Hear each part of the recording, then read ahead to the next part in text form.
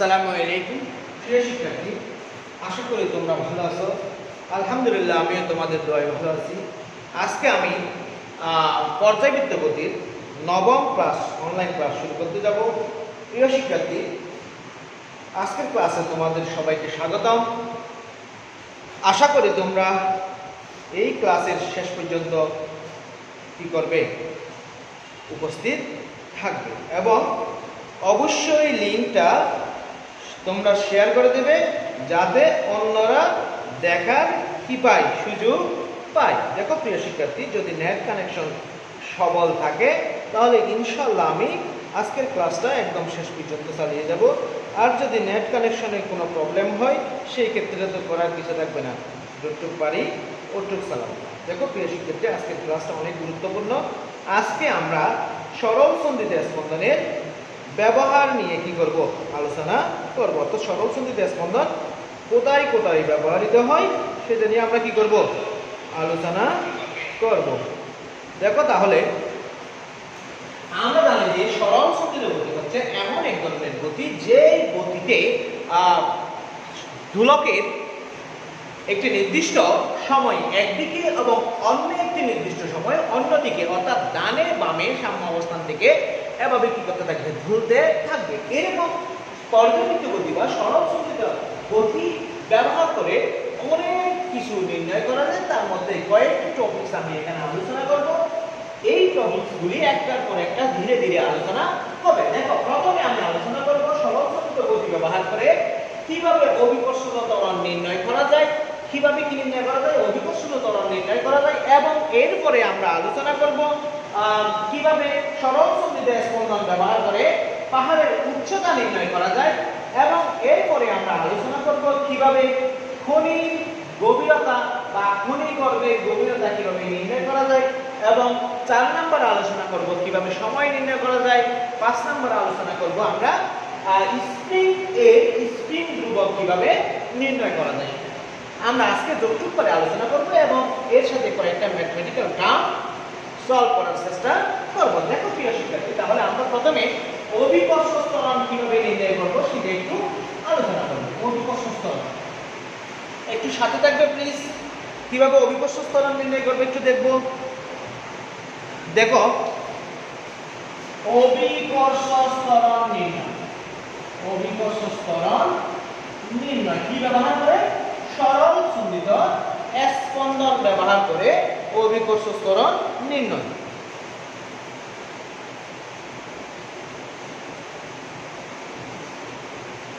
দেখো, আমরা জানি যে কোন একটি দোলকে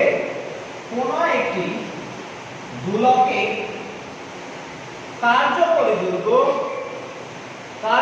দৈর্ঘ্য L,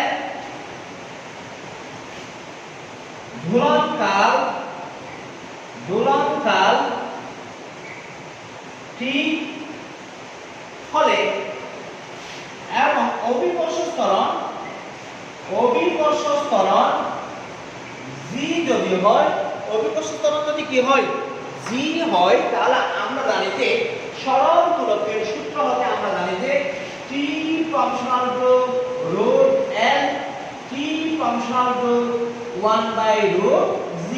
আমরা জানি যে যদি সরল দোলকের কৌণিক বিস্তার অল্প হয়, অর্থাৎ 4 ডিগ্রি বা 4 ডিগ্রির চেয়ে কম হয় এবং এটা কি থাকে, সরল সন্ধিত স্পন্দনের ঘূর্ণায়মান থাকে, সেই ক্ষেত্রে দোলকটি পর্যায়কাল অবশ্যই কার্যকরী দৈর্ঘ্যের বর্গমূলের সমানুপাতিক হবে। অবশ্যই কার্যকরী দৈর্ঘ্যের বর্গমূলের কি অনুপাতিক হবে, সমানুপাতিক হবে। এবং আমরা আরো জানি যে যদি বিস্তার অল্প হয়, কৌণিক বিস্তার অল্প হয়, অর্থাৎ 4 ডিগ্রি বা 4 ডিগ্রির চেয়ে কম হয় এবং কার্যকরী দৈর্ঘ্য অপরিবর্তিত থাকে, তবে যে কোনো স্থানে দোলকের দোলনকাল তার অভিকর্ষ ত্বরণের বর্গমূলের ব্যস্তানুপাতিক। বর্গমূলের কি আমাদের ব্যস্তানুপাতিক। আমরা এই দুটি ইকুয়েশন থেকে জানতাম যে T proportional to root L by G, T proportional to root L by G। এখানে দেখো, এটা রুট L উপরে, এটা রুট G নিচে, তাহলে দুটোকে একসাথে লিখলে আমরা লিখতে পারি রুট L বাই G। বা আমরা এখান থেকে লিখতে পারি T সমান 2 পাই রুট L বাই G। এখানে 2 পাইটা হচ্ছে ধ্রুব রাশি, 2 পাইটা হচ্ছে ধ্রুব রাশি, 2 পাইটা কি রাশি, ধ্রুব রাশি, তাহলে আমরা পাচ্ছি যে T proportional to T equal 2 square root of root L by G. এখন দেখো প্রিয় শিক্ষার্থী, আমরা এই সমীকরণটি কি লিখতে পারি? এই সমীকরণের উভয় পাশে আমরা বর্গ করব। বর্গ করলে আমরা ঠিক এরকম পাবো T square equal 4 square L by G. এটা পাবো T square equal 4 square L by G. তাহলে আমরা দেখো এখানে আমি বলছিলাম আমরা কি নির্ণয় করব? অভিকর্ষ ত্বরণ নির্ণয় করব। দেখো এখানে পর্যায়কাল টি আছে, কার্যকরী দৈর্ঘ্য এল আছে এবং অভিকর্ষ ত্বরণ জি আছে। আমি জি এর মান নির্ণয় করব। তাহলে আমি জি দ্বারা যদি গুণ করি, জি আমি যদি একান্তরকরণ করি, একান্তরকরণ করলে g equal 4 square L by t square. 4 square L by t square t square. এই সমীকরণটা প্রয়োগ করে আমরা যে কোনো স্থানে কি নির্ণয় করতে পারি? অভিকর্ষ ত্বরণ নির্ণয় করতে পারি। তবে এই ক্ষেত্রে আমাদের যেটা জানা দরকার হবে সেটা হচ্ছে যে কার্যকরী দৈর্ঘ্য এল এবং ওই অবস্থানে বা ওই স্থানে পর্যায়কাল বা দোলনকাল ঠিক যদি আমরা জানি, তাহলে এই সমীকরণে কার্যকরী দৈর্ঘ্য এবং পর্যায়কালের মান বসিয়ে আমরা কি করতে পারবো? অভিকর্ষ ত্বরণ নির্ণয় করতে পারবো। আমি জিনিসটা আরেকবার বলতেছি। দেখো আমি বলছিলাম যদি কোনো একটি দোলকের দোলনকাল টি এবং দোলকটির কার্যকরী দৈর্ঘ্য ক্যাপিটাল এল হয় এবং কোন স্থানের বা যে স্থানে দোলকটি দুলবে সেই স্থানের অভিকর্ষ ত্বরণ জি হলে আমরা সরল দোলকের সূত্র অনুযায়ী লিখতে পারি টি প্রপোর্শনাল টু রুট এল, অর্থাৎ অল্প বিস্তার বা 60 ডিগ্রি বা তার চেয়ে কম বিস্তারে কোন সরল দোলক যদি দুলনরত অবস্থায় থাকে সেই ক্ষেত্রে দোলকটির দোলনকাল কার্যকরী দৈর্ঘ্যের বর্গমূলের সমানুপাতিক।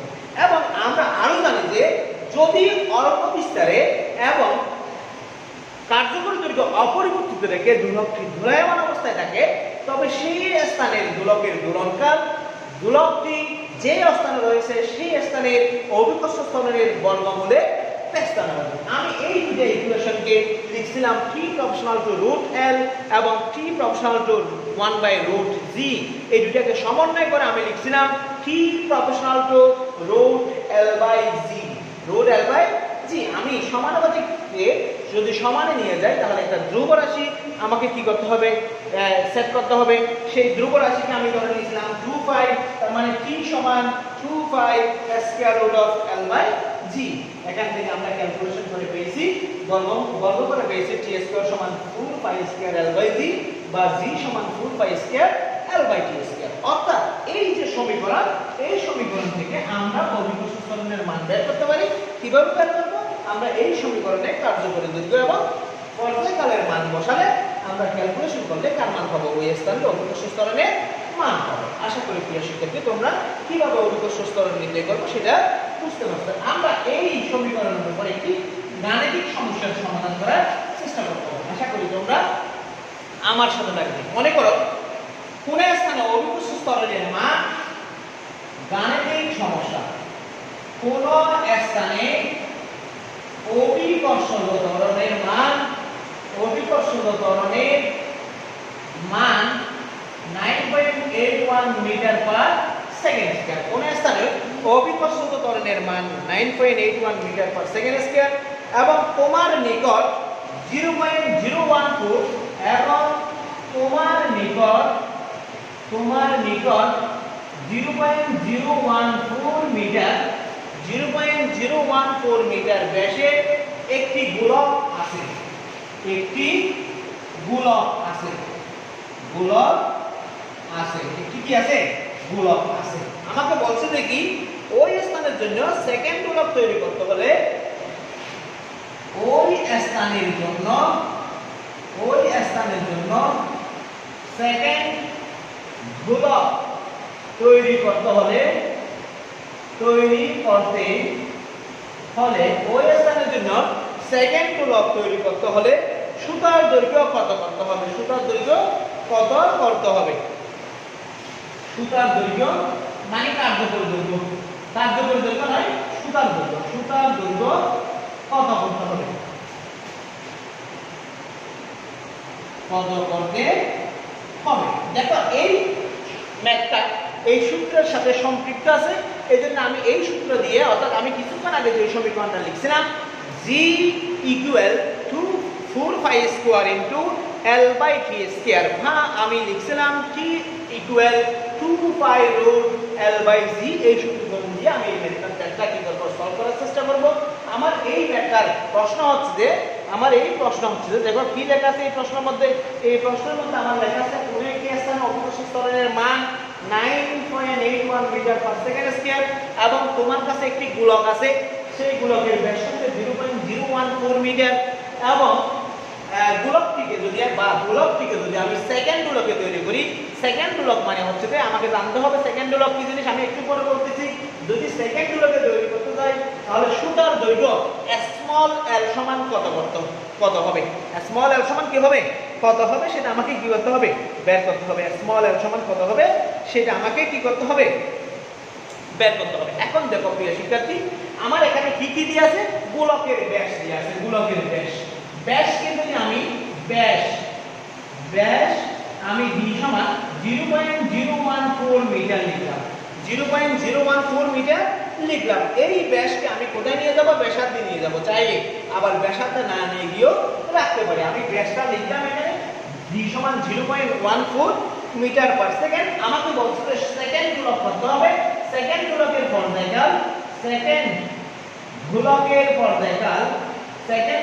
পর্যায়কাল t equal 2 second. t equal কয় সেকেন্ড, 2 সেকেন্ড। দেখো আমি প্রথমে সেকেন্ড গোলকের সংজ্ঞাটা দিই। দেখো সেকেন্ড গোলক হচ্ছে এমন একটি গোলক যে গোলকের দোলনকাল 2 সেকেন্ড, অর্থাৎ কোন একটি গোলক যে গোলকের দোলনকাল 2 সেকেন্ড হবে সেই গোলকগুলিকে আমরা বলবো সেকেন্ড গোলক। ঠিক আছে, আমাকে অভিকর্ষ ত্বরণ দেয়া আছে, অভিকর্ষ ত্বরণ g সমান 9.81 মিটার পার সেকেন্ড স্কয়ার। আমার l দেয়া নাই, কি দেয়া নাই, l দেয়া নাই। l যেহেতু দেয়া নাই আমাকে l বের করতে হবে। দেখো l বের করতে কি হবে, l সমান আমরা জানি যে কার্যকরী দৈর্ঘ্য l সমান স্মল l প্লাস r, এখানে স্মল l হচ্ছে সুতার দৈর্ঘ্য, স্মল l হচ্ছে কার্যকরী সুতার দৈর্ঘ্য, আর হচ্ছে গোলকের ব্যাসার্ধ, গোলকের কি ব্যাসার্ধ। দেখো গোলকের ব্যাসার্ধ r সমান গোলকের ব্যাসার্ধ। এখন আমি এই r কে এখান থেকে পেতে পারি, d থেকে পেতে পারি, যেহেতু ব্যাস দিয়ে আছে, ব্যাস থেকে আমি কি পেতে পারবো, r পেতে পারবো।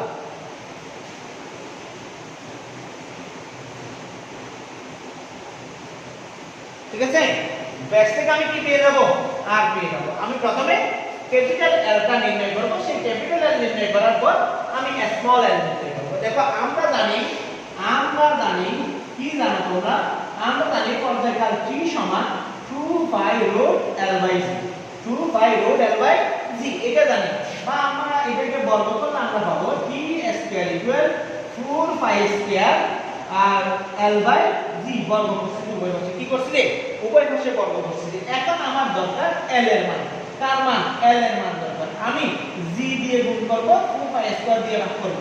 দেখো আমার এরকম হবে g t square equal 4 pi square l, বা আমার l এর মান দরকার l সমান g t square by 4 pi square, g t square by 4 t square pi square. এখন আমি এখানে মানগুলো বসাবো, মানগুলো বসিয়ে কি করব, ক্যালকুলেশন করব। মানগুলো বসিয়ে ক্যালকুলেশন করলে আমার কি পাবো দেখো, বা l ইকুয়াল g মানে হচ্ছে 9.81, t মানে হচ্ছে 2 হোল স্কয়ার, t স্কয়ার মানে 2 হোল স্কয়ার, আর এখানে 4 আছে, pi এর মান আমরা জানি, pi এর মান আমরা কত জানি, 3.14, বা আমরা সরাসরি pi লিখে দিলেও হবে, কোনো সমস্যা নেই, সরাসরি পাইটা লিখে দিলেও হবে। এখন আমরা এগুলিকে ক্যালকুলেশন করলে, আমরা টোটালি ক্যালকুলেশন করলে আমরা পাবো, দেখো ক্যালকুলেশন করলে কি পাই, একটু ক্যালকুলেশন করলে আমরা পাবো 9.81 ইনটু 2 দুগুণে 4 ভাগ 4, বা 3.1416 বা 3.1416।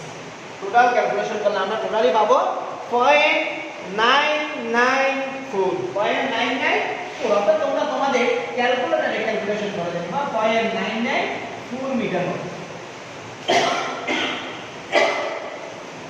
অর্থাৎ গোলকের কার্যকারী দৈর্ঘ্য দাঁড়াবে L সমান 0.994 মিটার। L সমান 0.994 মিটার। এখন দেখো আমরা L সমান কি পাইছিলাম? স্মল l প্লাস r বা স্মল l প্লাস r সমান 0.994 মিটার। এখন কাইন্ডলি কি লিখবা? স্মল l সমান আমরা লিখব 0.994 মাইনাস r। আমি মিটারটাকে এখানে লিখলাম না, পরে লিখব। আমি 0.994 মাইনাস r, এখানে দেখো 0.994 r এর মানে আমরা এখান থেকে পাই r মানে হচ্ছে ব্যাসার্ধ, ব্যাসের অর্ধেক। ব্যাসের কি? অর্ধেক। ব্যাসের অর্ধেক হলে আমরা কত পাবো? কাইন্ডলি একটু দেখো। ব্যাসের অর্ধেক হলে আমরা পাবো 0.014 ডিভাইডেড 2। 0.014 ডিভাইডেড কত? 2। তার মানে আমরা পাবো 0.007। এই 0.007 টা এখান থেকে বিয়োগ দেব। বিয়োগ দিলে আমরা কত পাই দেখব? 0.994 আমরা বিয়োগ দিলে পাবো 0.987। অর্থাৎ সরল দোলকটির সুতার দৈর্ঘ্য যদি আমি এখানে লিখব L সমান 0.987 মিটার। অর্থাৎ সরল দোলকটির সুতার দৈর্ঘ্য যদি আমি কত করি? 0.987 মিটার করি, সেই ক্ষেত্রে সরল দোলকটি একটি সেকেন্ড দোলকে পরিণত হবে। সরল দোলকটি একটি কিসে পরিণত হবে? সেকেন্ড দোলকে পরিণত হবে। প্রিয় শিক্ষার্থী, আশা করি তোমরা জিনিসটা বুঝতে পারছো। আশা করি তোমরা কি করতে পারছো? জিনিসটা বুঝতে পারছো। আমরা পরবর্তী টপিকে চলে যাচ্ছি। পরবর্তী টপিক ছিল পাহাড়ের উচ্চতা নির্ণয়। পাহাড়ের উচ্চতা নির্ণয় আমরা দেখব এখন পাহাড়ের উচ্চতা কিভাবে নির্ণয় করা যায় সেটা আমরা এখন দেখব। সরল সঞ্চিত স্পন্দন ব্যবহার করে কিভাবে পাহাড়ের উচ্চতা নির্ণয় করা যায় সেটা আমরা এখন দেখব। পাহাড়ের উচ্চতা নির্ণয়। পাহাড়ের উচ্চতা নির্ণয়। পাহাড়ের উচ্চতা নির্ণয়। দেখো প্রিয় শিক্ষার্থী, পাহাড়ের উচ্চতা কিভাবে আমরা নির্ণয় করব? একদম ইজি জিনিস। তোমরা যদি সাথে দেখো তাহলে আমি তোমাদেরকে জিনিসটা ভালোভাবে বুঝিয়ে দেওয়ার চেষ্টা করব। দেখো পাহাড়ের উচ্চতা কিভাবে নির্ণয় করব। মনে করো এইটা পৃথিবী, এটা একটা পৃথিবী। আমরা তো জানি পৃথিবী গোলাকার, যেরকম জানি আর কি পৃথিবী গোলাকার। পৃথিবী উপবৃত্তাকার, মানে ওই যে আপেলের মতন পৃথিবীর মেরুর দিকে, মেরু অঞ্চলের ভিতরের দিকে চ্যাপ্টা, অন্যান্য অঞ্চলে একটু বাইরের দিকে আছে। তো তোমরা যেভাবেই মনে করবে না আমি পৃথিবী এই গোলাকার, এই পৃথিবীর ব্যাস কেন্দ্র এইটা, এই পৃথিবীর এটা কেন্দ্র, এটা পৃথিবীর ব্যাসার্ধ আর পৃথিবীর ব্যাসার্ধ কি আর এই পৃথিবী পৃষ্ঠের উপর একটি পাহাড় আছে। ঠিক এরকম মনে করে একটি পাহাড় আছে।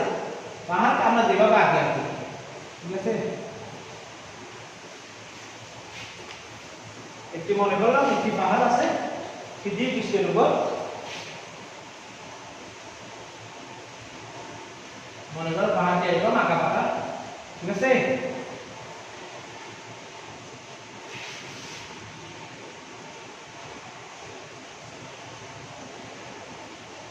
এই যে পাহাড় আছে, মনে করলাম এটা একটা পাহাড়।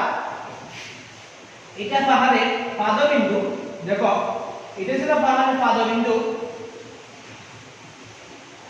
এবং এটা ছিল পাহাড়ের শীর্ষবিন্দু। পাহাড়ের কি বিন্দু? শীর্ষবিন্দু। এই পাহাড়টার উচ্চতা এখান থেকে এটুকু পর্যন্ত 23 মিটার। পাহাড়ের উচ্চতা এই পাদবিন্দু থেকে শীর্ষবিন্দু পর্যন্ত পাহাড়ের উচ্চতা কত? 23 মিটার। এটা দেখো পৃথিবী পৃষ্ঠ। এটা কি পৃষ্ঠ? পৃথিবী পৃষ্ঠ। পৃথিবী পৃষ্ঠে অভিকর্ষ ত্বরণ মনে করে নিলাম স্মল সি এবং পাহাড়ের শীর্ষবিন্দু বা এই উচ্চতায় অভিকর্ষ ত্বরণ মনে করে নিলাম জি প্রাইম। আমি আবার বলতেছি, এটা একটা পৃথিবী, এই যে গোলাকার, এটা একটা পৃথিবী, এই পৃথিবীর ব্যাসার্ধ আর এই পৃথিবী পৃষ্ঠ যে এই উচ্চতায় বিশিষ্ট একটি পাহাড় রয়েছে পৃথিবী পৃষ্ঠের উপর। এই যে পৃথিবী পৃষ্ঠের এই বিন্দুটা, এটাকে যদি মনে করো আমি লিখি, এই বিন্দুটাকে মনে করলাম পাহাড়ের পাদবিন্দু বা পৃথিবী পৃষ্ঠ এবং এই বিন্দুটাকে যদি আমি বি মনে করি, বি বিন্দুটা হচ্ছে শীর্ষবিন্দু। কার শীর্ষবিন্দু? পাহাড়ের শীর্ষবিন্দু। এই পাহাড়টা পৃথিবী পৃষ্ঠ থেকে কত উঁচু ছিল? এই উঁচু ছিল এবং আমি মনে করে নিলাম পাহাড়ের পাদবিন্দু বা পৃথিবী পৃষ্ঠে অভিকর্ষ ত্বরণ স্মল জি এবং পাহাড়ের শীর্ষবিন্দু বা এই উচ্চতায় অভিকর্ষ ত্বরণ মনে করে নিলাম কি? স্মল জি প্রাইম। স্মল কি প্রাইম? জি প্রাইম। পৃথিবীর ব্যাসার্ধ কত ছিল? ক্যাপিটাল আর ছিল। এখন দেখো মনে করি পৃথিবী পৃষ্ঠে বা পাহাড়ের পাদদেশে অভিকর্ষজ ত্বরণ জি এইচ উচ্চতায় শীর্ষবিন্দুতে পাহাড়ের শীর্ষবিন্দুতে অভিকর্ষ ত্বরণ জি প্রাইম। অভিকর্ষ ত্বরণ কি প্রাইম? জি প্রাইম। পাহাড়ের উচ্চতা এইচ, পাহাড়ের উচ্চতা কি? এইচ, ঠিক আছে।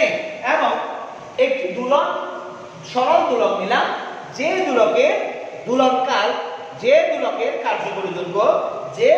কার্যকরী দৈর্ঘ্য পৃথিবী পৃষ্ঠে যেরকম ছিল, পাহাড়ের উচ্চতায় শীর্ষবিন্দুতেও দৈর্ঘ্যটা একই রকম ছিল। অর্থাৎ আমি এমন একটা সরল দোলক নিলাম, যে সরল দোলকের কার্যকরী দৈর্ঘ্য পৃথিবী পৃষ্ঠ বা পাহাড়ের পাদদেশে যেরকম ছিল, পাহাড়ের শীর্ষবিন্দুতে বা এই উচ্চতায় কার্যকরী দৈর্ঘ্য একই থাকবে। কিন্তু অভিকর্ষ ত্বরণ পরিবর্তনের কারণে পর্যায়কালও কি হয়ে যাবে? পাদবিন্দু এবং শীর্ষবিন্দুতে পর্যায়কালও পরিবর্তন হয়ে যাবে। কারণ আমরা জানি যে পর্যায়কাল অভিকর্ষ ত্বরণের বর্গমূলের ব্যস্তানুপাতিক। পর্যায়কাল অভিকর্ষ ত্বরণের বর্গমূলের কি অনুপাতিক? ব্যস্তানুপাতিক। তাহলে আমরা লিখতে পারি পাহাড়ের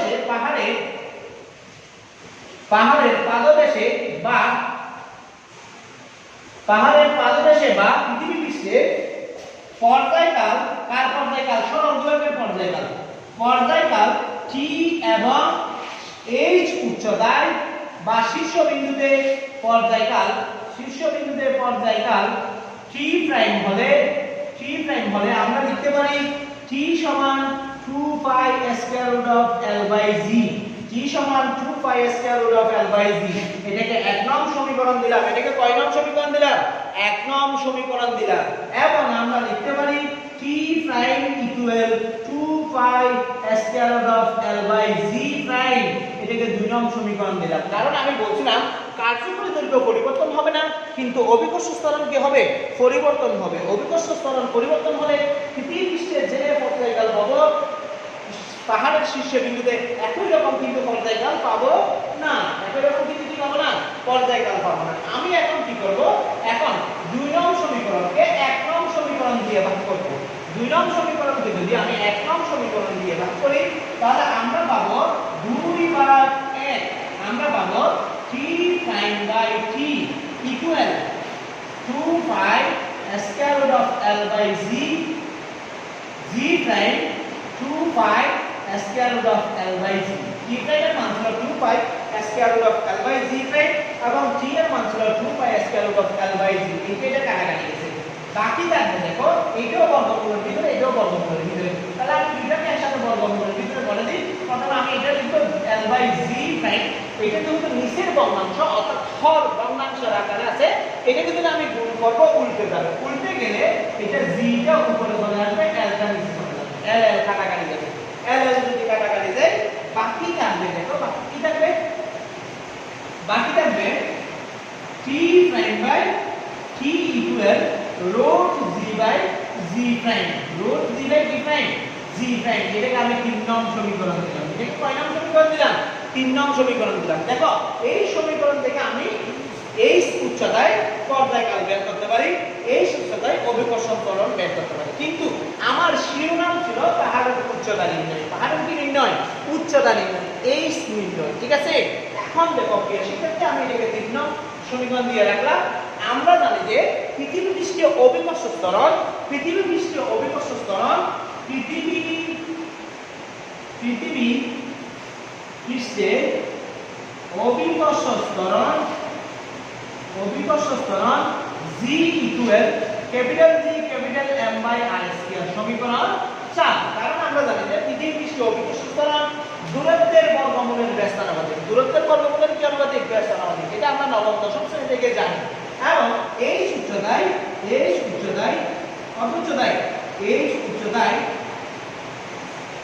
অভিকর্ষ ত্বরণ যদি g প্রাইম হয়, g প্রাইম হবে gm by r plus h whole square. r plus h whole square. g সমান অর্থাৎ পৃথিবী পৃষ্ঠে অভিকর্ষ ত্বরণ হচ্ছে capital G capital M by r square এবং h উচ্চতায় অভিকর্ষ ত্বরণ হচ্ছে capital G capital M by r plus h whole square. এখন আমি এই সমীকরণটাকে 5 নং সমীকরণ, সরি 4 নং সমীকরণকে 5 নং সমীকরণ দিয়ে ভাগ করব। 4 নং সমীকরণকে কত নং সমীকরণ দিয়ে ভাগ করব? 5 নং সমীকরণ দিয়ে ভাগ করব। কেন ভাগ করতেছি? দেখো আমার এখানে g বাই g প্রাইম আছে, আমি যদি 4 নংকে 5 নং দিয়ে ভাগ করে g বাই g প্রাইম হবে, তাহলে g বাই g প্রাইম সমান দেখো আমরা কি পাবো?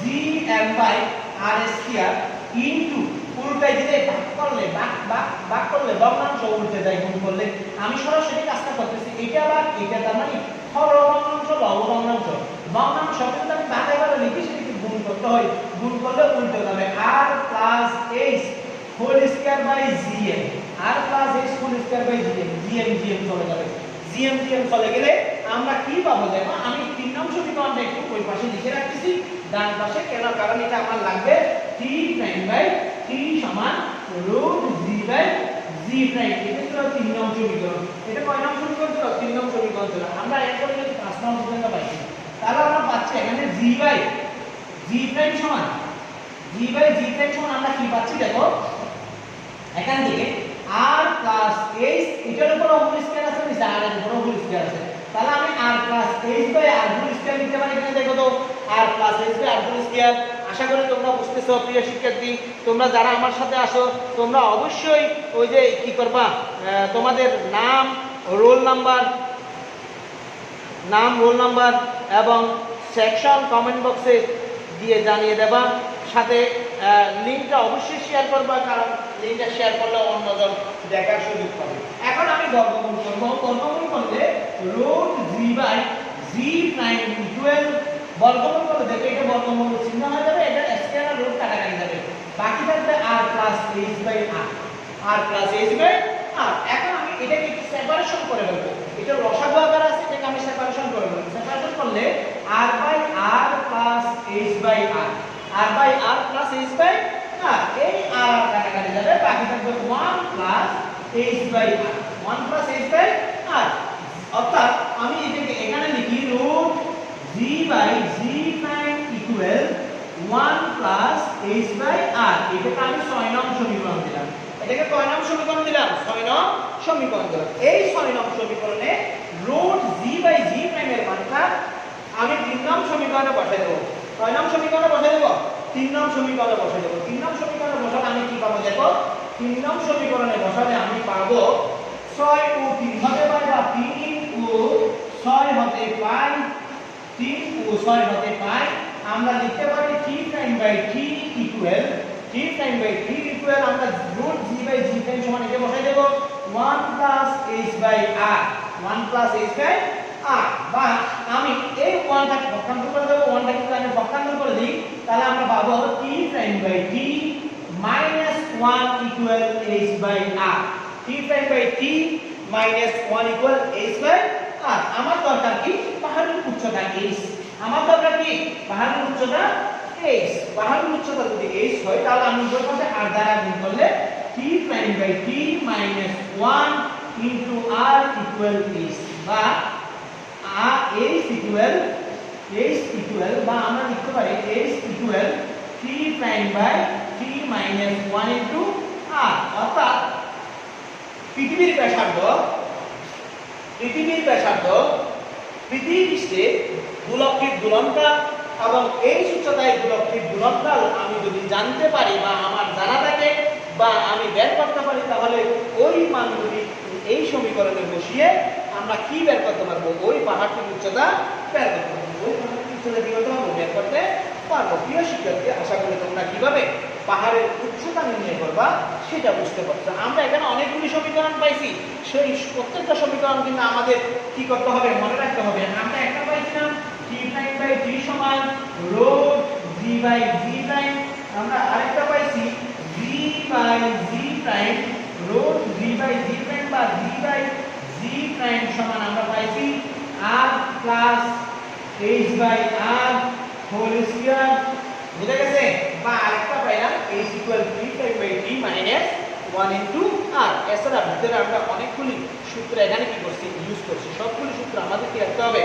মনে রাখতে হবে। আশা করি প্রিয় শিক্ষার্থী তোমরা কিভাবে পাহাড়ের উচ্চতা নির্ণয় করবো সেটা বুঝতে পারছো। আমরা এই সমীকরণগুলির সম্পর্কিত বা রিলেটিভ দুই একটি ম্যাথমেটিক্যাল টার্ম সলভ করার চেষ্টা করব। কাইন্ডলি একটু সাথে থাকবা, সাথে থাকলে তোমাদেরই লাভ। দেখো আমরা এখন একটি সমীকরণ ম্যাথমেটিক্যাল প্রবলেম সলভ করার চেষ্টা করব। কাইন্ডলি একটু দেখো, একটি দুলকের দুলনকাল পাহাড়ের পাদদেশে। গাণিতিক সমস্যা, একটি দুলকের দুলনকাল পাহাড়ের পাদদেশে। পাদদেশে মানে কোথায়? পৃথিবী পৃষ্ঠে, অর্থাৎ এই বিন্দুতে কোন একটি সরল দোলককে আমি পৃথিবী পৃষ্ঠে নিয়ে গেলাম, সেই ক্ষেত্রে তার দোলনকাল হয়েছে 1.99 সেকেন্ড। 1.99 সেকেন্ড, অর্থাৎ ওই দোলকটি একবার পূর্ণ দোলন সম্পন্ন করতে 1.99 সেকেন্ড সময় নেয়।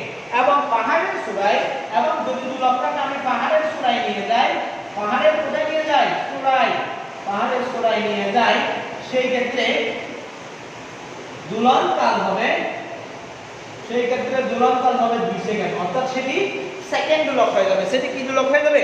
সেকেন্ড দুলক হয়ে যাবে। আমাকে বলছে পাহাড়ের উচ্চতা নির্ণয় করো। পাহাড়ের উচ্চতা নির্ণয় করো। উচ্চতা নির্ণয় করো। পাহাড়ের উচ্চতা নির্ণয় করো। সাথে কি দিয়ে আছে আমাকে? পৃথিবীর ব্যাসার্ধ দিয়ে আছে। পৃথিবীর ব্যাসার্ধ r ইকুয়াল দেওয়া আছে 6.37 into 10 to the power 6 metre. এটা হচ্ছে পৃথিবীর ব্যাসার্ধ, এটা দিয়ে আছে।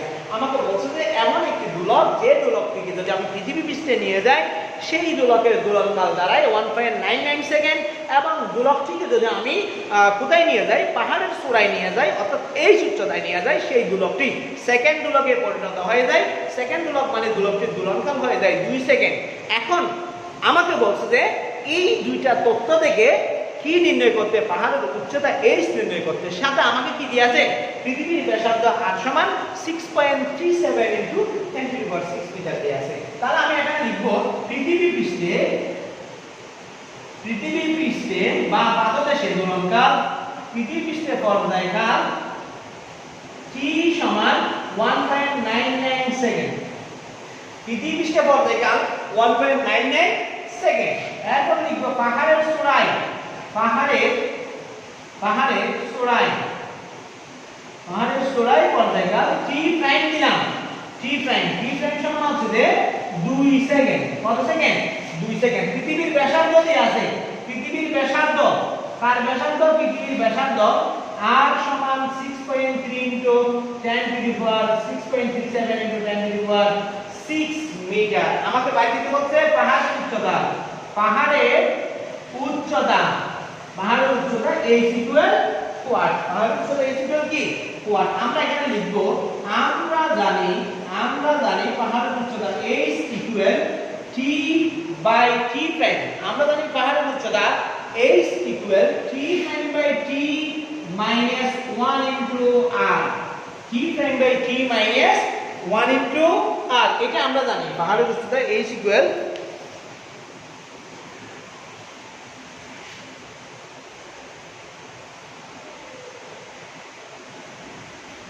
দেখো আমরা জানি কি h equal t prime by t minus 1 into r। এখন দেখো t প্রাইম মানে হচ্ছে 2 সেকেন্ড। এই যে দেখো t প্রাইম মানে 2 সেকেন্ড, t সমান 1.99 মাইনাস 1 ইনটু r এর মান ছিল 6.37 ইনটু 10 টু দি পাওয়ার 6।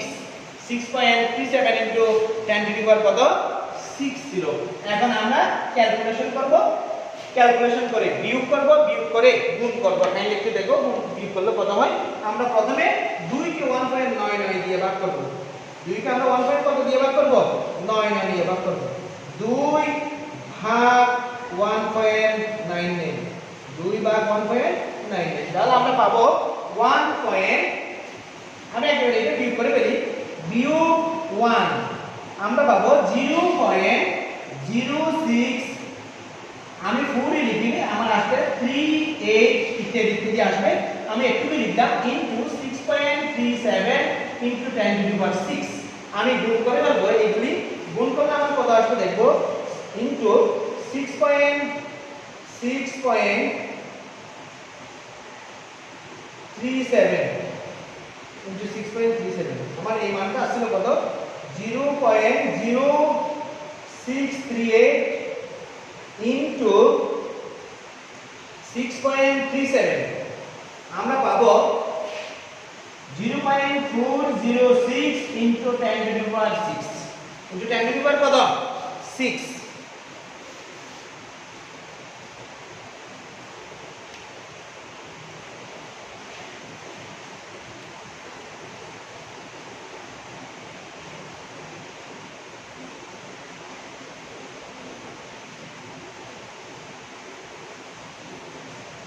আমরা এখানে একটু ক্যালকুলেশনে ভুল হয়েছে মনে হয় একটু ক্যালকুলেশনে ভুল হয়েছে মনে হয় কাইন্ডলি একটু দেখবা প্লিজ আমার এখানে আমার এই বিয়োগটা ছিল ভাগটা ছিল 2 ভাগ 1.99 তাহলে আমরা পাবো 1.00502513 minus 1 into 6.37 into 10 to the power 7 kindly লেখা না বুঝলে বলবা আমি বুঝিয়ে দেওয়ার চেষ্টা করব এরপরে আমি যদি এটা থেকে 1 বিয়োগ করি বিয়োগ 1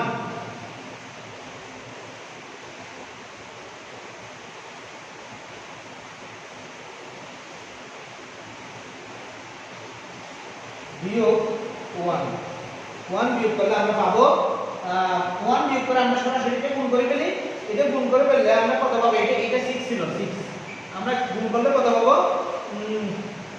গুণ 6.7 তাহলে আমরা পাচ্ছি 0.336 into 10 to the power 6 0.336 into 10 to the power 6 এখানে একটা 0 আসবে 0.0336 into 10 to the power 6 এটা আসবে এটাকে যদি আমি আরেকটু সুন্দর করে লিখি তাহলে সেই সমীকরণটাকে আমরা লিখতে পারি আর একটু সুন্দর করে লিখলে আমরা এই জিনিসটাকে যদি এখানে আরেকটু সুন্দর করে লিখি আমার h দরকার h সমান আসবে দেখো এখানে আমরা এখান থেকে দুটো শূন্য 100 এর সাথে গুণ করে দেব 0.0366 into 100 into 10 to the power 4 10 to the power কত 4 কারণ এখানে দুটো এখানে সাইডটা এখানে দুটো ছয়টা আমি এই 100টা এখানে নিয়ে আসলাম ভাগ করে তাহলে আমি এটা এর সাথে গুণ করে দেব তাহলে 3.66 into 10 to the power 4 metre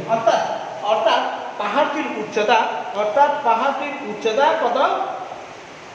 পাহাড়টির উচ্চতা হবে 3.66 into 10 to the power 4 metre অর্থাৎ আমি যদি সবার গোলকটাকে 3.66 into 10 to the power 4 metre উপরে নিয়ে যাই তাহলে সেই সরল গোলকটি একটি সেকেন্ড গোলকে পরিণত হবে সেই সরল গোলকটি একটি কিসে পরিণত হবে সেকেন্ড গোলকে পরিণত হবে আশা করি প্রিয় শিক্ষার্থী তোমরা বুঝতে পারছো এরকম যত গাণিতিক সমস্যা আসবে সবগুলি এই সূত্র দিয়ে কি করা যাবে সলভ করা যাবে তোমরা যদি একটা ভালো করে বুঝো তাহলে বাকিগুলো তোমরা কি করতে পারবা খুব সহজেই অ্যানসার করতে পারবা এখন আমি আরেকটি গাণিতিক সমস্যা সমাধান করে আজকের ক্লাসটা শেষ করব প্রিয় শিক্ষার্থী তার আগে আমি তোমাদের একটা জিনিস বলবো দেখো তার আগে আমি তোমাদের যে জিনিসটা বলবো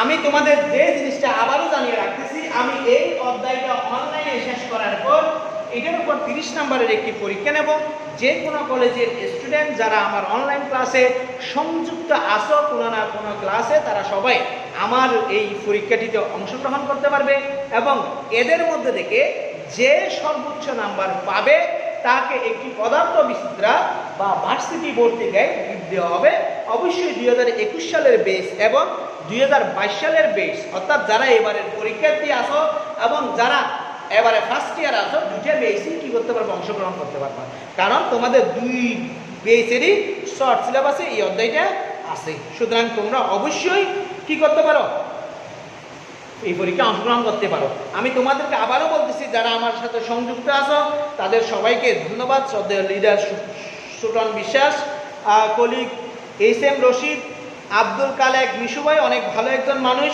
আমার প্রিয় একজন মানুষ অনেক সুন্দর ক্লাস করেন ম্যাথমেটিক্সের উপর কক্সবাজারের নাম করা গণিত শিক্ষক ধন্যবাদ বস সাথে থাকার জন্য। আর যারা আমার সাথে আছেন সবাইকে ধন্যবাদ। আমি এখন একটি গাণিতিক সমস্যার সমাধান করব। দেখো এটাই আমার আজকের শেষ গাণিতিক সমস্যা। পৃথিবীর ব্যাসার্ধ আর পৃথিবীর ব্যাসার্ধ আর equal 6.4 into 10 to the power 6 metre, 6.4 into 10 to the power 6 metre এবং ভূপৃষ্ঠে মানে পৃথিবী পৃষ্ঠে ভূপৃষ্ঠে অভিকর্ষ ত্বরণ ভূপৃষ্ঠ অভিকর্ষ ত্বরণ g equal 9.8 metre per second. g equal 9. কত metre per second? 8 metre per second. 9.8 metre per second square. আমাকে ক নাম্বার বার দিতে বলছে। ক নাম্বার নির্ণয় করতে বলছে পাহাড়ের চূড়ায় অভিকর্ষ ত্বরণ নির্ণয় করো। পাহাড়ের চূড়ায় অভিকর্ষ ত্বরণ কত? অভিকর্ষ ত্বরণ কত? আমাকে খ নাম্বারে বার দিতে বলছে। উদ্দীপকে এ ও বি স্থানের মধ্যে এখানে একটি পাহাড় ছিল, অবশ্যই এরকম একটি পাহাড় ছিল। দেখো এই পাহাড়ে এখানে কিছু তথ্য দেওয়া আছে, আমি অবশ্যই সেই জিনিসটা লিখতে ভুলে গেছি, কাইন্ডলি একটু দেখবা। এখানে একটি পাহাড় আছে, এই যে এটা পৃথিবী, এই পৃথিবীর উপর এরকম একটি পাহাড় আছে, ঠিক আছে। এই পাহাড়টি উচ্চতা হচ্ছে 5 কিলোমিটার। এই পাহাড়টির উচ্চতা হচ্ছে কি, অর্থাৎ এখান থেকে পৃথিবীর পৃষ্ঠ থেকে পাহাড়টির উচ্চতা 5 কিলোমিটার। এটা শীর্ষ বিন্দু। পাহাড়টির উচ্চতা হচ্ছে কয় কিলোমিটার? 5 কিলোমিটার। এবং এই উচ্চতাকে এ বিন্দু দ্বারা চিহ্নিত করছে, এটাকে বি বিন্দু দ্বারা চিহ্নিত করছে। কত দ্বারা চিহ্নিত করছে? সরি, এটাকে বি বিন্দু, এটা পৃথিবী পৃষ্ঠ লিখছে, এটাকে সি বিন্দু ধরি। এই পৃথিবী পৃষ্ঠ থেকে দেখো এটা পৃথিবীর কেন্দ্র ও। পৃথিবীর কেন্দ্র কি? ও। এখানে একটা বি বিন্দু আছে, এই বি বিন্দুটাও কিন্তু কয় কিলোমিটার? বি বিন্দু পর্যন্ত, অর্থাৎ সি বিন্দু থেকে বি বিন্দু পর্যন্ত 5 কিলোমিটার দেয়া আছে। বি বিন্দু থেকে সি বিন্দু পর্যন্ত কয় কিলোমিটার? 5 কিলোমিটার, ঠিক আছে। অর্থাৎ আমাকে বলছে যে একটি পৃথিবী, এই পৃথিবীর ব্যাসার্ধ দেয়া আছে 6.4 into 10 to the power 6 metre. অর্থাৎ ও থেকে সি পর্যন্ত দূরত্ব হচ্ছে 6.4 into 10 to the power 6 metre. আমাকে বলছে যে এই পৃথিবী পৃষ্ঠ থেকে পৃথিবী পৃষ্ঠের উপর একটি পাহাড় আছে, সেই পাহাড়ের উচ্চতা হচ্ছে 5 কিলোমিটার। এর শীর্ষবিন্দু হচ্ছে এ, অর্থাৎ সি বিন্দু থেকে এ বিন্দু দূরত্ব হচ্ছে 5 কিলোমিটার। আবার বলছে যে পৃথিবীর গভীরে আরেকটা বিন্দু কল্পনা করছে, সেই বিন্দুটা হচ্ছে বি এবং বি বিন্দুর দূরত্ব কত কিলোমিটার? 5 কিলোমিটার। আমাকে বলছে যে এ ও বি স্থানের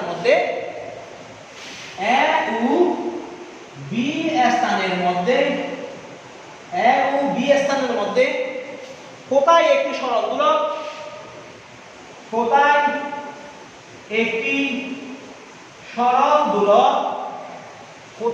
সরল দোলক ধীরে চলবে। গাণিতিকভাবে বিশ্লেষণ করো।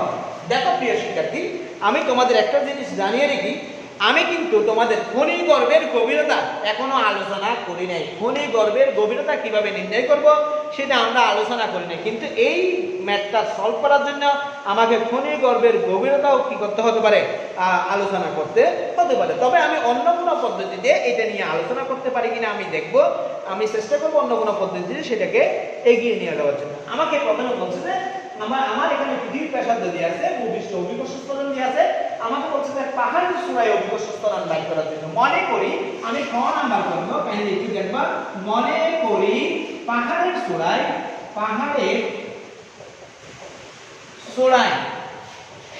অভিকর্ষ ত্বরণ জি প্রাইম ধরে নিলাম। পাহাড়ের চূড়ায় অভিকর্ষ ত্বরণ জি প্রাইম ধরে নিলাম, ঠিক আছে কিনা। এখানে এইচ দেয়া আছে, পাহাড়ের উচ্চতা 5 কিলোমিটার। 5 কিলোমিটার মানে কি? 5 into 10 to the power 3 metre. 5 into 10 to the power 3 metre, ঠিক আছে কিনা। পৃথিবীর ব্যাসার্ধ আর দেয়া আছে, আর সমান কত? 6.4 into 10 to the power 6 metre. 10 to the power কি মিটার? 6 মিটার। এবং পৃথিবী পৃষ্ঠে জি সমান দেয়া আছে 9.8 metre per second square. 9.8 metre per second square. আমরা লিখতে পারি, আমরা জানি, কাইন্ডলি একটু দেখবা, আমরা কি জানি সেটা দেখবা। আমরা জানি যে জি প্রাইম বাই জি সমান r plus h by r whole square, r plus h by কি whole square, r whole square. এটা আমরা কিছুক্ষণ আগেই প্রমাণ করছি। এখানে আমরা জি এর জি প্রাইম বাই করার জন্য জি প্রাইম সমান r plus h by r whole square into g, r plus h by r whole square into g. এখন দেখো প্রিয় শিক্ষার্থী, আমাকে এগুলো একটু মুছতে হচ্ছে, আমি একটু মুছে নিলাম। আমি আবার প্রয়োজনে ম্যাথটা দ্বিতীয় ম্যাথটা করার সময় মুখোমুখি করব, কাইন্ডলি একটু দেখবা। বা জি প্রাইম সমান এখানে r এর মান বসাবো। r এর মান কত ছিল? r এর মান ছিল 6.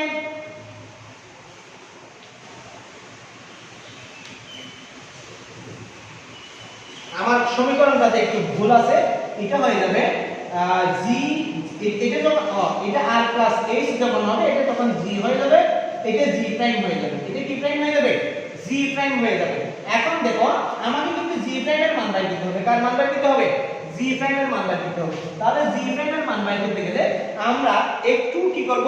উল্টিয়ে দেব। উল্টে দিলে এটা g prime by g equal r by h r plus h whole square, r by r plus h whole square. এখন দেখো আমার এখানে g প্রাইম সমান আমরা লিখব r by r plus h whole square into g।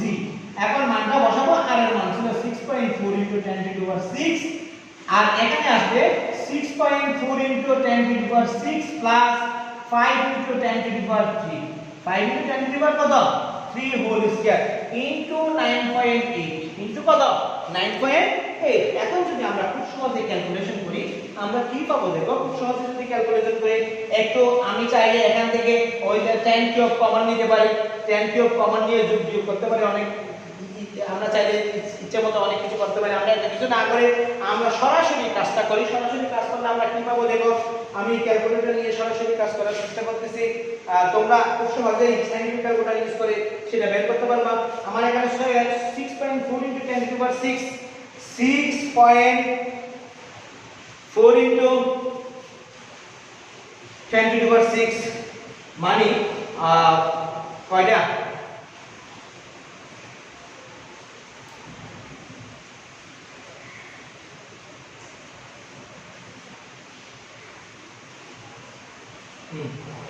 ভাগ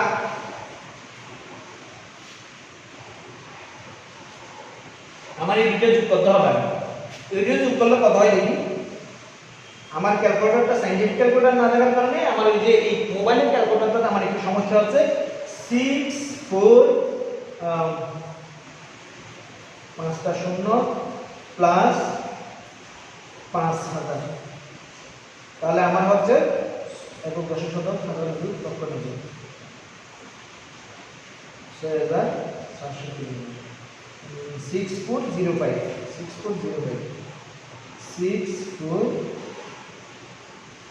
বা 6405 4টা 0, ঠিক আছে? তাহলে আমরা পাবো 1 2 3 4 5 6 7, 1 2 3 4 5 6 7, তাহলে আমরা পাবো 0.999। এটাকে আমি যদি একেবারে ফুল স্কেল করে ফেলি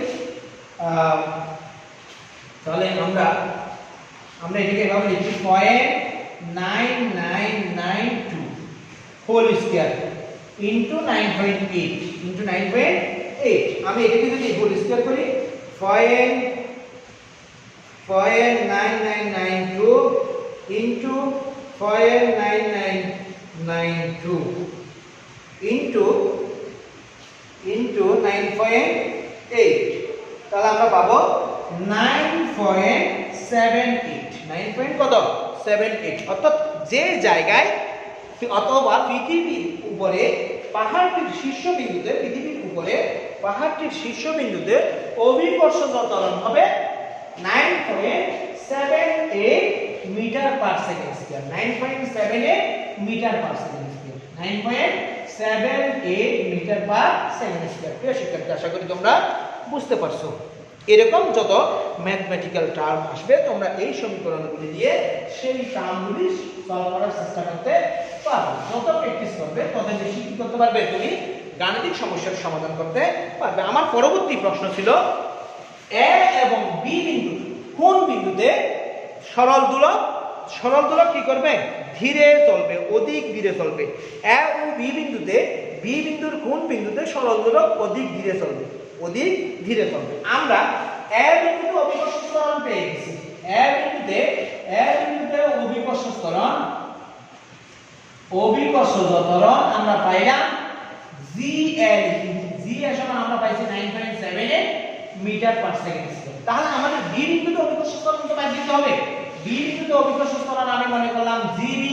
আমরা জিবি সমান সূত্র জানি যে আমরা পড়ছিলাম 1 মাইনাস, তাইলে একটু দেখবা আমরা কি পড়ছিলাম? আমরা পড়ছিলাম 1 minus h by r into g, 1 minus h by r into g. অর্থাৎ কোণের গভীরতায় যদি ভূপৃষ্ঠের গভীরে কোন বস্তু অবস্থান করে, সেই বস্তুর ওই অবস্থানে অভিকর্ষ ত্বরণ জিবি বা জি প্রাইম সমান হবে 1 minus h by r into g. এটা আমরা মহাকর্ষ বিকর্ষ পড়ার সময় পড়ছিলাম, এবং আমরা যখন খনিগর্ভের গভীরতা করব তখন এটা নিয়ে আমাদের আলোচনা হবে। এখন এখান থেকে আমরা জিবিটা একটু বের করার চেষ্টা করব। 1 মাইনাস, আমরা এখানে h সমান জানি কোন h, অর্থাৎ ওই যে পাহাড়ের পাদদেশে, বা আমরা এখানে এই যে বি বিন্দু, সি বিন্দু থেকে বি বিন্দুর দূরত্ব, আমরা এটাকে h1 লিখি। h1 লিখলে আমাদের সুবিধা হবে।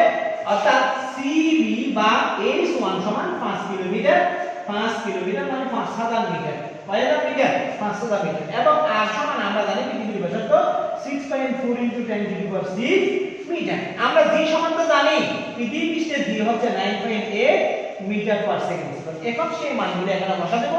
5000 ভাগ এটা হবে 6.4 * 10⁶। ঠিক আছে? 1 minus h1 by r, 1 minus h1 by r into g, g মানে হচ্ছে 9.8। এখন একটু ক্যালকুলেশন করব। ক্যালকুলেশন করলে কি হয় আমরা একটু দেখব, প্লিজ একটু মনোযোগ দিয়ে তাকাও।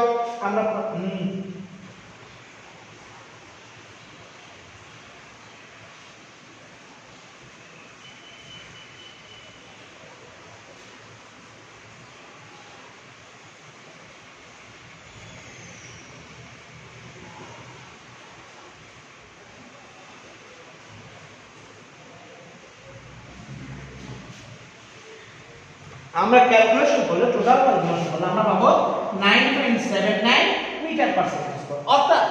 অর্থাৎ দেখো পৃথিবী পৃষ্ঠের দিকে 5 কিলোমিটার উপরে এ বিন্দুটা অবস্থান করতেছে, আবার পৃথিবী পৃষ্ঠের দিকে 5 কিলোমিটার নিচে বি বিন্দুটা অবস্থান করতেছে। পৃথিবী পৃষ্ঠের দিকে 5 কিলোমিটার উপরে এ বিন্দুটা অবস্থান করতেছে, এবং পৃথিবী পৃষ্ঠের দিকে 5 কিলোমিটার নিচে বি বিন্দুতে অবস্থান করতেছে। কিন্তু দুই বিন্দুতে অভিকর্ষ ত্বরণ ভিন্ন পেয়েছি। পৃথিবী পৃষ্ঠ থেকে উপরে 5 কিলোমিটার উপরে এ বিন্দুতে অভিকর্ষ ত্বরণ পেয়েছি 9.78 মিটার পার সেকেন্ড স্কয়ার, এবং পৃথিবী পৃষ্ঠ থেকে 5 কিলোমিটার নিচে বি বিন্দুতে অভিকর্ষ ত্বরণ পেয়ে গেছি 9.79 মিটার পার সেকেন্ড স্কয়ার। তোমাদের কাছে এইটা খুব কম পার্থক্যের মনে হলো, এই সামান্য পার্থক্যের কারণে ক্যালকুলেশনটা অনেক বেশি কি হয়ে যেতে পারে, অ্যানসার মানটা অনেক বেশি কম বেশি হয়ে যেতে পারে। এখন দেখো, মনে করলাম এ বিন্দুতে দুলনকাল TA, বি বিন্দুতে দুলনকাল TB মনে করে দিতে পারি কিনা? তাহলে TA সমান আমরা লিখতে পারি 2 square root of L by GA, এটাকে 1 নং সমীকরণ দিলাম। TB সমান আমরা লিখতে পারি 2 square root of L by GB, এটাকে 2 নং সমীকরণ দিলাম। আমাকে বলছে যে কোন বিন্দুতে দোলনকাল বেশি হবে, কোন বিন্দুতে কি বেশি হবে, দোলনকাল বেশি হবে, সেটাই আমাকে বের করতে বলছে। TA বেশি হবে নাকি TB বেশি হবে সেটা আমরা বের করব। আমরা জানি যে যেখানে অভিকর্ষ ত্বরণ বেশি সেখানে দোলনকাল কম, যেখানে অভিকর্ষ ত্বরণ কম সেখানে দোলনকাল বেশি। সুতরাং এখানে আমরা অভিকর্ষ ত্বরণ বি বিন্দুতে বেশি দেখছি, সেখানে অবশ্যই দোলনকাল কম হবে। তার মানে বি বিন্দু থেকে এ বিন্দুতে দোলনকাল বেশি হবে, সেটা আমরা একটু পরেই বুঝতে পারবো। দেখো আমি 1 নম্বরকে 2 নম্বর দিয়ে ভাগ করব।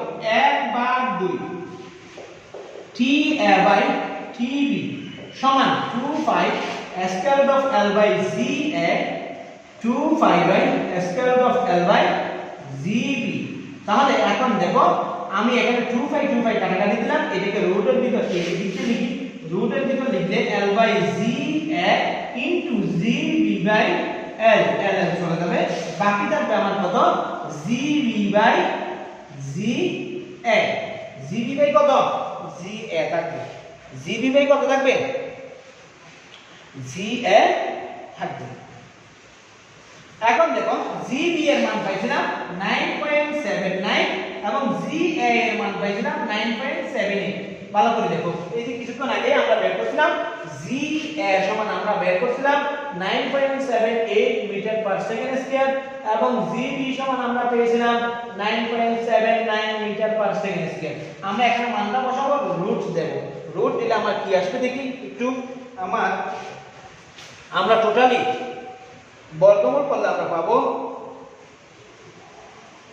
9.79 ডিভাইডেড 9.78 1.01 কত 0010 পাবো। অর্থাৎ এখানে আমরা বর্গমূল করলে আমরা 1.00 আমরা পাবো 102249 102249 এই মানটা পাবো। আমরা এই মানটা কি করব পাবো। এটাকে যদি আমি টোটাল বর্গমূল করি তাহলে আমরা পাবো 1.00 কত 005 পাবো।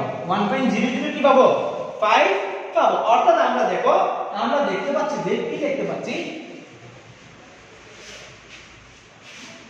আমরা দেখতে পাচ্ছি যে TA বাই TB ইকুয়াল 1.0005 বা TA ইকুয়াল 1.005 TB। অর্থাৎ TA TB এ অর্থাৎ A বিন্দুতে যে দুলনকাল সেই দুলনকালটা B বিন্দুতে যে দুলনকাল সেই দুলনকালে 1.0005 গুণ বা আমরা লিখব TA is greater than TB। অর্থাৎ A বিন্দু এবং B বিন্দু উপরের দিকে এবং ভিতরের দিকে পৃথিবী পৃষ্ঠ হতে যদিও বা সমান দূরত্ব অবস্থান করলেও পৃথিবী পৃষ্ঠ হতে 5 কিলোমিটার উচ্চতায় যে দোলনকাল হবে সেই দোলনকালটা পৃথিবী পৃষ্ঠ থেকে 5 কিলোমিটার গভীরতায় যে দোলনকাল হবে তার থেকে কি হবে বেশি হবে। প্রিয় শিক্ষার্থী, আশা করি তোমরা আজকে ক্লাসটা মোটামুটি ভালোভাবে বুঝতে পারছো। আজকে অনেকগুলি ম্যাথমেটিক্যাল টার্ম করানোর চেষ্টা করছি। তো আমি আজকে কোণের গর্ভের গভীরতাও একটু নির্ণয় করে দিব। কি দিব যাক, না হলে এটা আমরা আগামী ক্লাসে করাবো।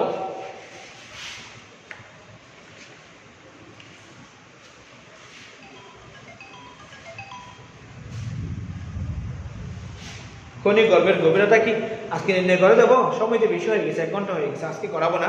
তো তোমরা ভালো করে পড়ালেখা করে, এখন মনে হয় তোমাদের একাদশ শ্রেণীর অ্যাসাইনমেন্ট শুরু হয়েছে সরকারিভাবে। তোমরা অনলাইন থেকে সেই অ্যাসাইনমেন্টগুলি ডাউনলোড করতে পারো। ডাউনলোড করে সেগুলি সুন্দর করে তোমাদের বাড়ি থেকে খাতায় নিয়ে সেখানে সুন্দর করে লিখে কলেজে জমা দিতে হবে। কলেজ যখন নোটিশ দিবে তখন তোমরা সেই টাইম অনুযায়ী তোমাদের স্যারদের এইগুলি জমা দেবে। তোমরা অবশ্যই স্যারদেরকে ফোন করে জ্বালাতন করবে না, কারণ এটি একটা বিরক্তিকর জিনিস। তোমরা অনেক স্টুডেন্ট যদি ফোন করো তাহলে বিশ্রী দেখায়, ঘুমাইতে পারে না, ওই যে কি বলে কারোর সাথে কথা বললে সেখানে ফোন আসে। তো তোমরা তোমাদের সবগুলি তো অনলাইনে দেওয়া আছে, তাই না? আমি সবগুলি ফেসবুকে শেয়ার করি, অন্যান্য টিচাররাও শেয়ার করে, এছাড়া আছে মনে করো সবগুলি এই ওয়েবসাইটের মধ্যে সবগুলি আছে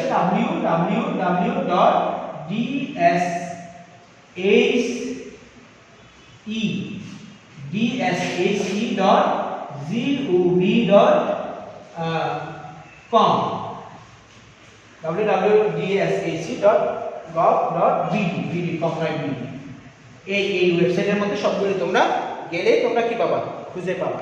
তাহলে এটা নিয়ে তো টেনশন করার দরকার নেই। তবে একটা জিনিস টেনশনের আছে, সেটা হচ্ছে তোমরা কেউ কারো কাছ থেকে দেখে লিখবা না। এটা তোমাদের সৃজনশীলতা যাচাইয়ের জন্য করা হচ্ছে।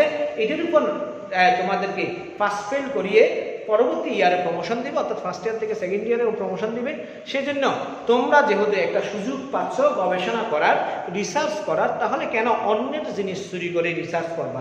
তোমরা নিজেদের মাথাকে চাপ প্রয়োগ করো, নিজেদের মাথাকে খাটাও, ওই মাথা কাটিয়ে উত্তরগুলি করার চেষ্টা করো। মনে রাখবা, তুমি যদি ভুল উত্তর লিখো সেটা কিন্তু তোমার চেষ্টায় অ্যান্সার করেছো, সেই জন্য তুমি সেটার জন্য নিজেকে গর্বিত অনুভব করতে পারো। কারণ অন্যের থেকে না দেখে লেখা অনেক ভালো, দেখে লেখার চেয়ে। দেখে লিখা মানে তোমার প্রবণতা সৃষ্টি হয়ে যাবে অন্যের কাছে দেখে দেখে লিখা, কিন্তু না দেখে লিখে একবার যদি লিখো দ্বিতীয়বারও তোমার নিজের ইচ্ছা করবে যে আমি নিজ থেকে অ্যান্সারটা তৈরি করি, তৃতীয়বারও একইভাবে নিজ থেকে অ্যান্সারটা তৈরি করি, এভাবে ইচ্ছা থাকবে। এরকম তোমাদের 30 সপ্তাহে 30টা অ্যাসাইনমেন্ট দেওয়া হবে। এই 30টা অ্যাসাইনমেন্ট ভিন্ন ভিন্ন সাবজেক্টের উপর। প্রথম সপ্তাহে সায়েন্সে আছে বাংলা এবং ফিজিক্স, আর্টসে আছে বাংলা, অর্থনীতি, পৌরনীতি, আরেকটা আছে যুক্তিবিদ্যা, আর কমার্সে আছে বাংলা, অর্থনীতি, হিসাব বিজ্ঞান। এভাবে দ্বিতীয় সপ্তাহে অন্যান্য সাবজেক্টগুলি থাকবে। তো ভালো থেকো, দোয়া করিও। আজকে এই পর্যন্ত, আগামী ক্লাসে দেখা হবে ইনশাআল্লাহ। আসসালামু আলাইকুম ওয়া রাহমাতুল্লাহি ওয়া বারাকাতুহু।